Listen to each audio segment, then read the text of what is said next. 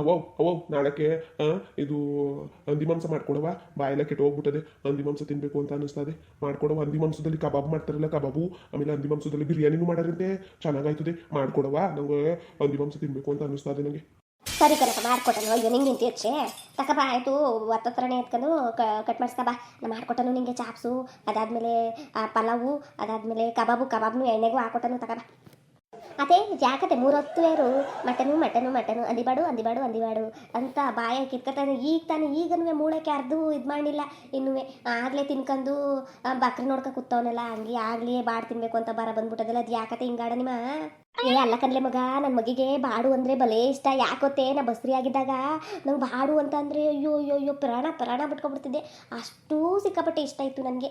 ಬಾಡು ಬಳ್ಳೆ ತಿಂದುಬಿಟ್ಟಿದ್ದೆ ನಾನು. ಹಿಂಗೆ ನೋಡಿ ನನ್ನ ಮಗ ಹೆಂಗೆ ತೊಲೆ ತುಂಡಿದ್ದಂಗೆ ಅವನೇ ಹಂಗೆ ಸಾಕಿರೋದು ನಾನು ಬಸ್ರಿ. ನಾನು ಏನೇನು ಇಷ್ಟಪಡ್ತಿದ್ದೆ ಅದೆಲ್ಲ ಅವನಿಗೂ ಇಷ್ಟ. ಅಷ್ಟೊಂದು ಇಷ್ಟ. ಅಯ್ಯೋ ಅಪಾರ ಇಷ್ಟಪಡ್ತಾನೆ ಅಪಾರವ. ಅದಕ್ಕೆ ನಾನು ಏನೇನು ಇಷ್ಟಪಡ್ತಿದ್ನೋ ಅದಕ್ಕೂ ಅದೇ ಇಷ್ಟ. ಅದಕ್ಕೆ ತಗೋಬತ್ತಾ ಮಾಡ್ಕೊಟ್ಟನು. ಅದಕ್ಕೇನು ಆದ್ರೂ ಕನತೆ ನೀವು ಬಸ್ರಿಲಿ ಎಣ್ಣೆ ಕಮ್ಮಿ ಮಾಡಬೇಕಾಗಿತ್ತು. ಕಮ್ಮಿ ಮಾಡದೆ ಹೋಗಿದ್ದಕ್ಕೆ ನೋಡು